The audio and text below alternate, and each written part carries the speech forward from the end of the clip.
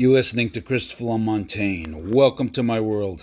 In this video, I will be carving some molding for a historic estate in Newport, Rhode Island. My client asked me to carve, they needed two 20-inch pieces to match this molding to add to it. I guess they were putting an addition, and the wall in the house had changed dimension. So they only basically needed two 20-inch pieces, a left and a right. The originals are done in two separate pieces. The smaller molding in the front, which you'll see momentarily with my pencil, I point out where there's a joint. And right there you can see on the end of the molding, and I'll be doing it the same way. The reason why they did this, it was far easier to carve it in two separate pieces. So I will be replicating it the same exact way, and then reattaching the front molding to the back molding. These original pieces, I believe, are sugar pine. They're going to get painted. I guess that they had stripped the paint off of these, and it looked like there was some stain under it. But I'll be making my versions in linden. So the color doesn't really matter because, like I said, they're going to repaint them. You see again, you can see the joint in there, and a few nail holes where it was nailed against the wall. My guess, this molding was probably made around the turn of the century, give or take 20 years. Ironically, this house had burnt down over 100 years ago, and then exactly 100 years later burnt down again. I don't think it burnt to the ground the second time, but they've restored it, I guess, from what I understand. There's about 4 or 5 different ways for me to carve this. And what I do in situations like this, when I have a real short quantity, I have to kind of pick the most efficient way and proficient way to do it, keeping it profitable for myself and also affordable for the customer. So the techniques I use to produce the two 20-inch pieces will be different as opposed to if I was making 20 or 30 feet or even 100 feet of this molding. So I think I've decided that the most proficient way to do it in this circumstance is the way you'll see. So please sit back and enjoy the film.